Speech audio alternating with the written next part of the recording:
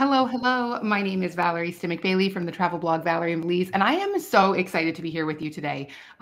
If you have followed my blog in any capacity as part of planning your Alaska trip, you will have heard me say repeatedly that Denali is one of my two favorite places in Alaska. I say it's my favorite national park, and the surrounding community holds a special place in my heart because I actually worked in Denali for a summer when I was growing up there. It's pretty common for kids in high school to work for cruise companies, and I worked for Holland America for one summer up at their Denali office, which there's a whole bunch of exciting news about that. I don't know if we'll get to it in this video because it's not quite happening in 2025. But anyway, this video is all about visiting the greater Denali area in 2025. Now, if you are visiting Denali, there's actually one of two videos you need to watch. So finish watching this video and then head over to my profile and look for the playlist about Alaska travel in 2025 and look for the video from the National Park Service. Now, I don't think we're going to quite get into this in this video either, but there have been some headlines about how parks might be impacted by recent changes in the presidential administration.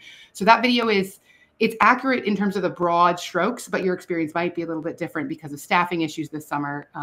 I can't really keep on top of it as fast as things are changing, but that video will still be helpful for you as well as this video. So, strap in. You got plenty of information you're going to get in these two videos. But I am really excited because this is also the first time that Vanessa and I have had a chance to sit down and talk about Denali as an area. So I've done these videos for years about Denali National Park, but I've never done one about Discover Denali, which is the destination marketing organization of the greater Denali area. And so I'm super excited to give all this information because when you go to Denali, you just don't go to the park. You get to experience the local community in the area. And we're going to talk about it and what you can do there and how amazing it is. And you'll probably want to spend the whole summer there too. So sorry, one last housekeeping thing. If you have questions, put them in the comments. This was pre-recorded, so any questions you see were actually submitted by my community in advance. If you have questions as you're watching, just put them in the comments and I'll make sure you get an answer from me or from Vanessa or from someone on her team. And now I'll get out of the way. The floor is all yours. Tell us all about Denali. Hi, thanks so much for having me. You hit the nail on the head right out of the gate. Our tagline at Discover Denali is so much more than a national park. And I think, there's the Denali Borough, of course, which is the home to the gateway of communities of Denali National Park. But you've got the Denali Highway. You've got all these great things to explore in the area that, honestly, if you didn't know you were outside the park, you wouldn't know you were outside the park. So that's the thing we always try and tell people, because everyone sees the headline, right, of Denali National Park, and that's their go-to, but they don't realize how much is around it, how many things there are to do, how many other amazing views there are. So thank you for having me here today to share that. So the greater Denali area is about 100 miles of highway. There's 4 established year-round communities and multiple kind of sub-neighborhoods. And there is about 1,600 to 1,800 year-round residents in these communities. So we are rural, we are small, and we kind of have a whole gamut of different ecosystems to experience: boreal forest, tundra, taiga, windswept ridges. And so there's really a little bit of everything. And if you're able to stay in the area for more than a day or two, you really have an opportunity to experience a lot of different things. Some really important things, though, for visitors to know is that there is no public transportation. So there are no buses, taxis. The occasional Uber or Lyft might come through, but it's probably someone's second job and is not something to rely on by any means. So that is an important component for your planning and experience in the Denali Borough. There is a local shuttle taxi service company, but they're a small outfit, and so it's really recommended to make reservations with them in advance to make sure that you're able to get where you want to go in a timely manner.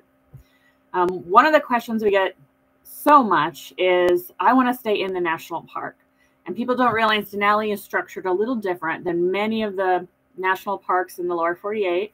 And so the only actual lodging inside Denali Park are in what we call the backcountry. And due to the landslide mitigation happening now at mile 43 in the Denali Park Road, currently those lodges are fly-in only. And so it's not like other places where you just pull up and there's a different lodging to choose from and you're already within the boundary. And then kind of the thing that everyone knows about Denali is that you got to take a bus tour to go into the backcountry, anything beyond mile 14. And so people think it's bus or nothing, when really there is lots of different ways to explore Denali National Park. And we'll get into those now. When I'm talking with a potential visitor, I'm always asking them, why are you coming to Denali? What is it you want to experience when you're here? Oftentimes that's the mountain. People want to come and see Denali and experience the thrill, really, of seeing that view, as is the tallest mountain in North America. Some people, though, are coming for wildlife. They want to see a moose. They want to see bears in their natural setting. Some people are coming to backcountry hike and have that experience. Some people want the whole bundle. And so knowing why you're coming here and what you're hoping to see also will really impact the advice that we give you here locally and the amount of time that you should stay here. And I think it's also really important to say, what do I want to leave here feeling? Because some people really want to be in the middle of the hustle and bustle, right? They want to be able to walk from shop to restaurant to their room and kind of have that lively energy. Other people really want to just find a small cabin in the woods with a beautiful view off the back porch and have some tranquility and some peace and just be in nature. And so knowing what it is you want to feel when you're here and the feeling you want to take home with you is also a really important component to planning your stay and your visit here. And then what is my must do? There, of course, is the bus tours, as mentioned, and all the experiences within the park itself. But there is so much to do outside of the park. And some things like flight seeing, for example, if it's your dream to go up in a plane and to see the mountain from the air, you might need to spend some more time here to ensure that if weather gets complicated, you have the best shot at that. While many other things like whitewater river rafting or an ATV tour, you could book those the day you arrive. You're not going to have any trouble doing that. And so knowing like what is your must do and how do we need to structure your visit to ensure that you get to do that is also important. This is a picture from Denali Horseback Tours, which is right out my backyard. That's one of my favorite views. And then Denali is really different from season to season, and most people don't even think about Denali in the wintertime, but the park is open year-round. How far you can go into the park changes due to snowfall and road maintenance, but the park is always open, and most of the things listed here are things that you can experience in or outside of the park. So lots of great snow for cross-country skiing or snowshoeing. Locals like to pond skate, play outdoor hockey. Of course, the Northern Lights, this is a great time for those. Christmas and New Year's are actually very popular firework events here in Alaska, because the traditional one for the rest of the country at the 4th of July, we're too light. We can't see those.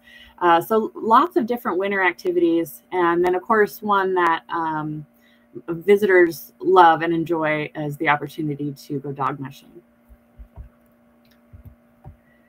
And, you know, spring, which for us is really kind of starting about right now. The sunlight is coming back. Just on this Monday, when I dropped my kids off at school and went to the office, I said, it's light. It wasn't light when we dropped the kids off on Friday at the same time. So starting in mid-February, you really see the return of the sun, the expansion of daylight hours, and there's really just a lot of opportunity to go out and have fun. But our spring can last a very long time. It can last through the end of March. It can last through the middle of April, just depending on what Mother Nature has given us that year. But it's really a fun season to experience Alaska in a very different way than you would during the summer season, to avoid some of the crowds. And while not Denali specific, to really enjoy some of our unique Alaskan traditions, like the Iditarod, for example.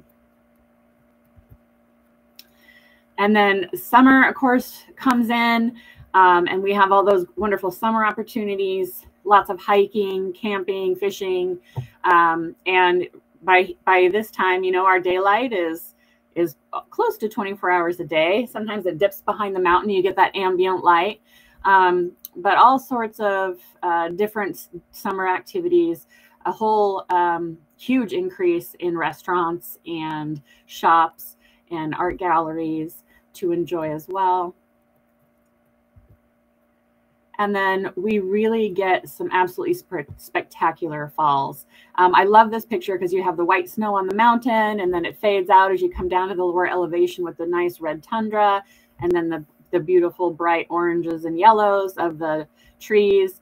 And this time of year it's what's known as the moose rut, where they begin their breeding season. And so it's quite possible to see large groups of moose and some of those really big bulls that everybody gets really excited about. And then you have those dark evenings, so you can view our amazing skies on a clear night, see the first starts of the northern lights for the year. And again, the crowds are much smaller during this time of year, so you can have a little bit of a different experience in the fall. So what is new for 2025? Well, we've got a brand new website and with some cool new mapping software. So as you're traveling through the area, you can pull this up. You can see what's near you in terms of shops, restaurants. We have some points of interest on there that are fun places to go and catch a good view or have a picnic lunch that don't cost anything. Some recommendations for families. And, you know, just to touch on a little bit on what you said, regardless kind of what plays out with the federal hiring freeze, the park will be open.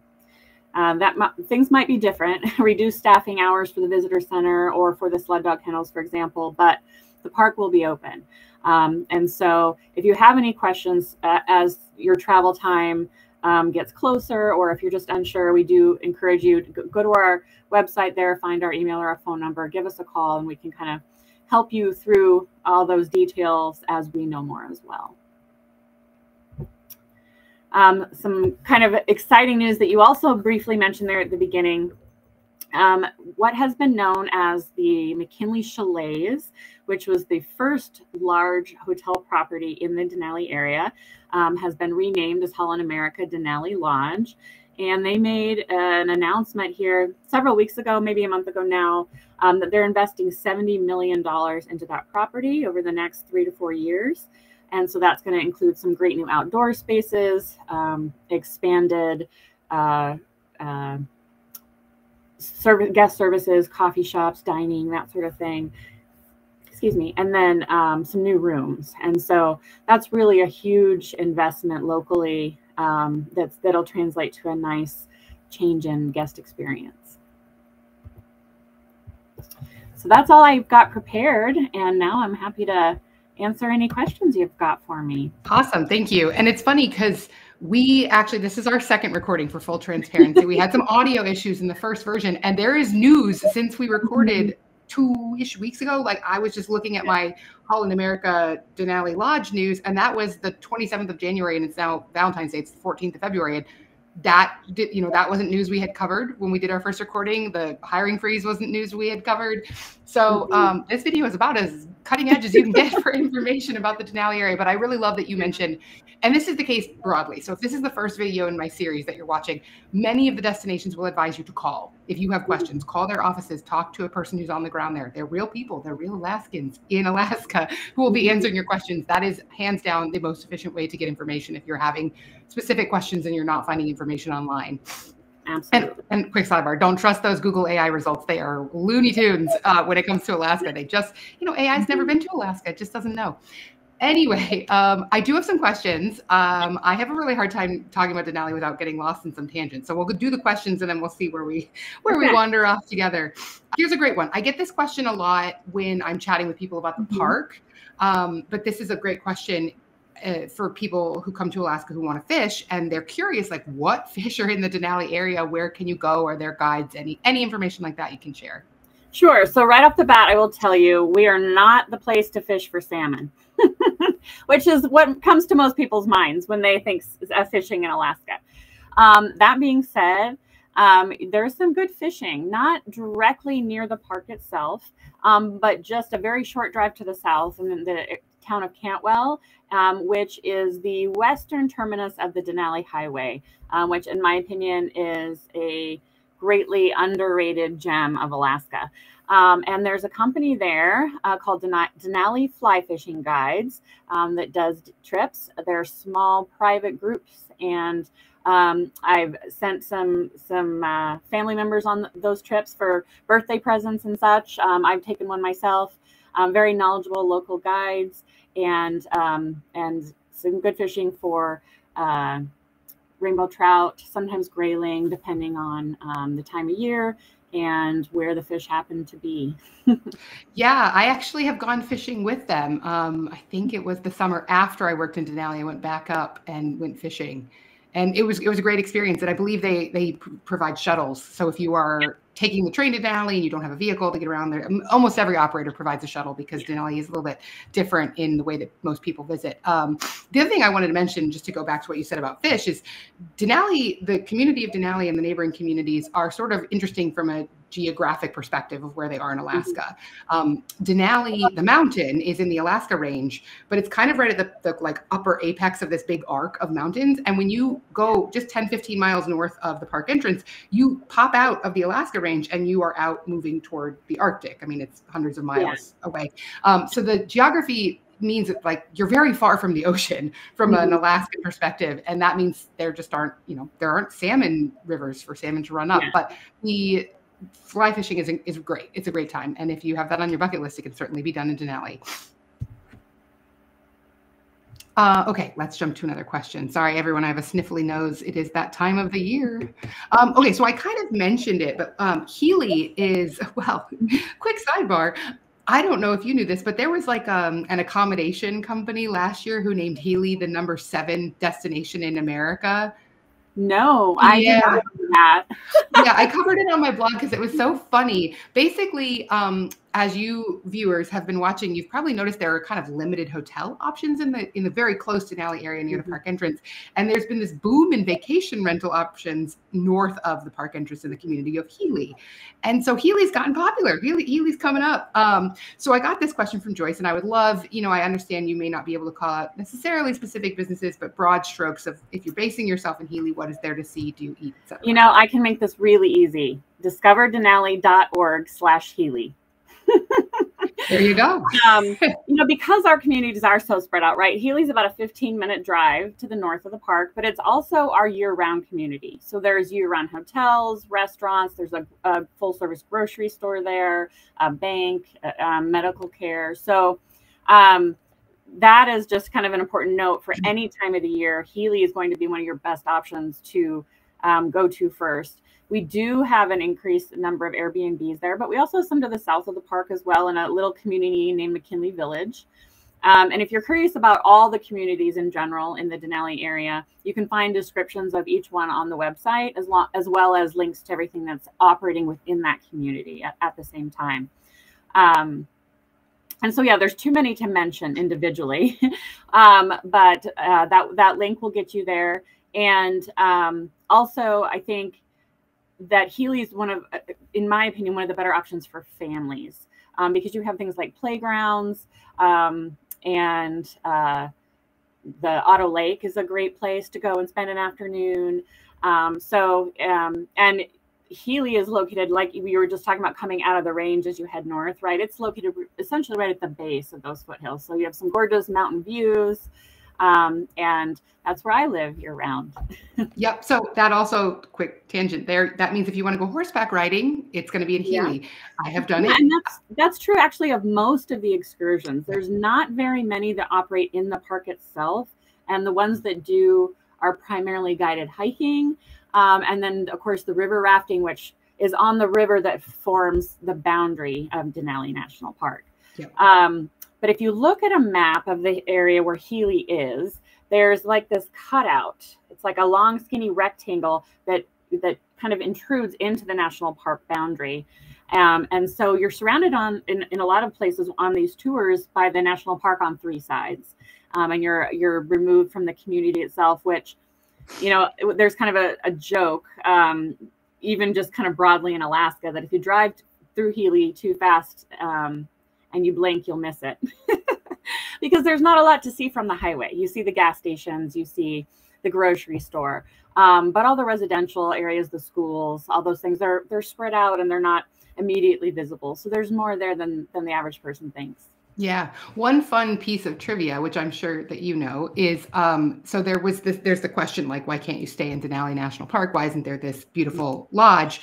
And there was actually a hotel in the park until 2002, I think was when it finally closed. I can't remember. It's long story history. I have it covered on my blog.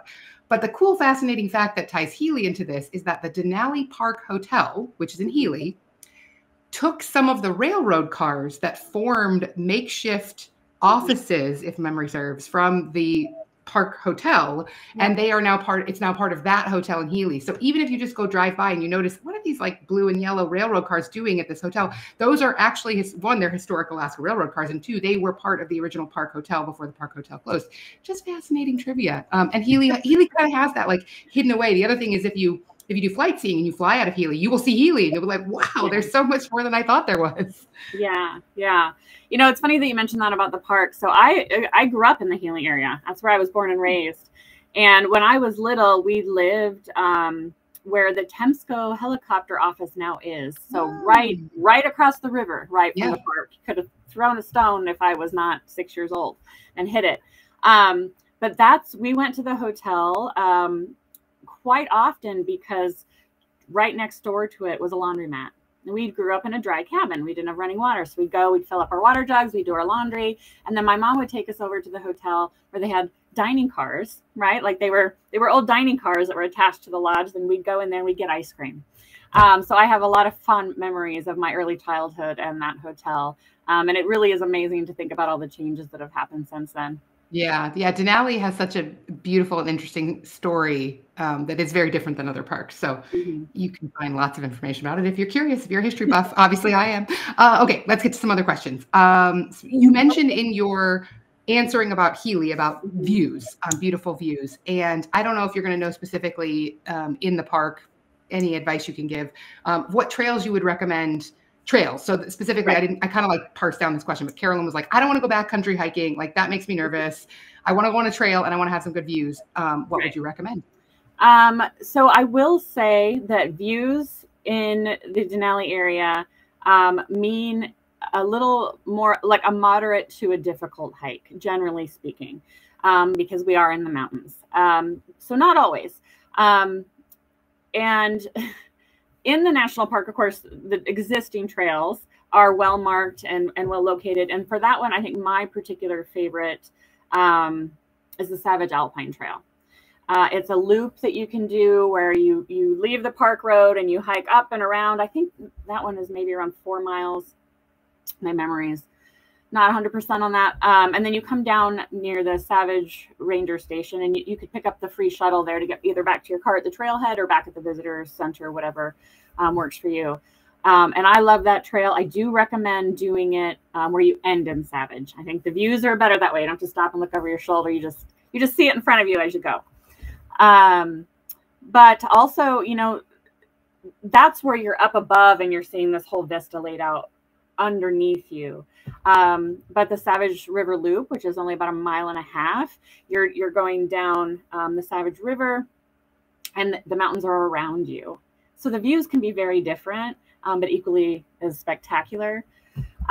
In terms of trails outside the park, those get a little tricky simply because most of them are local knowledge based and they're not clearly marked. We might have to give you some GPS coordinates, but we can help you with that at the visitor center. And one of my favorites for that is it's called Mount Healy. Some people call it the Bison Gulch Trail. That one is pretty steep.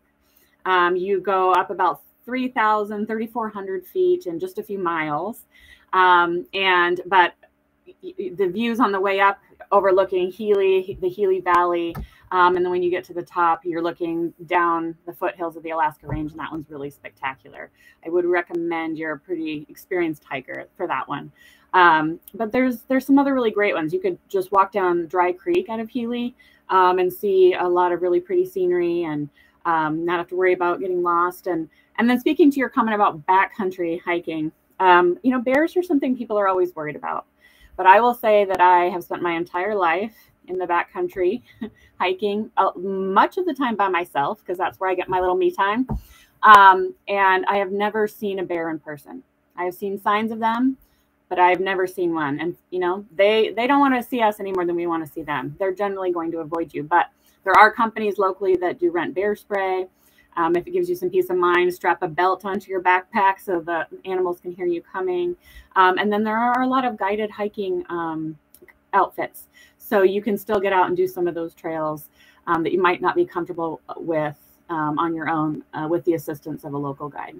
Yeah, I love how that's a part of the industry that's really, I think, grown up in the last few years to fill a real need, because broadly speaking, Alaskan hiking is not lower 48 hiking. And it's best for anyone watching, be conservative in your assessment of your abilities, because it is far too easy to get in above your head on a hike. I have done it repeatedly in the Denali area when I lived there.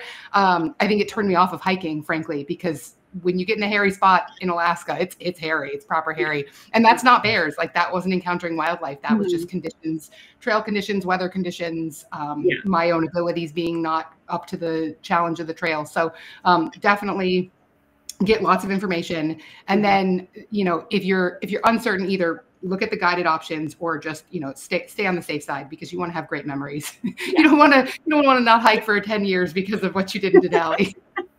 And I would say, for anybody who's hearing me talk about these things, right, like guided hiking opportunities or places that do bear spray rentals, if you go to our website and you scroll all the way down to the very bottom, there's a whole bunch of categories. So everything from Healy or Carlo Creek, right, the different communities, to these specific things I'm talking about: art galleries, shops, rentals, guided hiking. So we make it easy for you to try and find these things that I'm talking about. Yep. Yeah.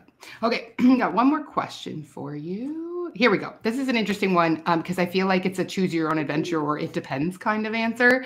Yeah. So let's say Tracy's got 3 days total. She's probably going to do a bus tour.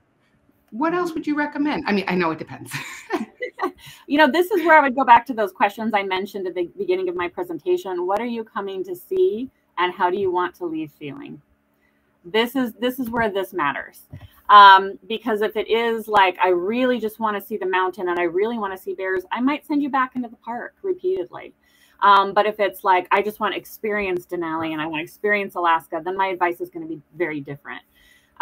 If you're kind of average run of the mill and you don't really know what you're going to say, I would say the first day you arrive, don't do anything. Go to the area known as Denali Park Canyon, take a walk around, orientate yourself a little bit. The boardwalk area there, we have a visitor's kiosk on site. You can go and ask questions, talk to somebody, and then walk around to the shop, see the excursions that are offered, and maybe something will just strike you. You'll see a video, you'll see a pamphlet, and just say, like, I know I want to do that. And then maybe the second day, go out into the park.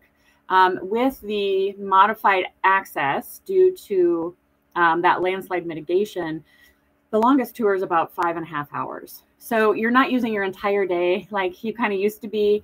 So you can do the park in a day in terms of the bus ride, and then stay in the park to do some hiking or explore the visitor center and make a full day of it in that way.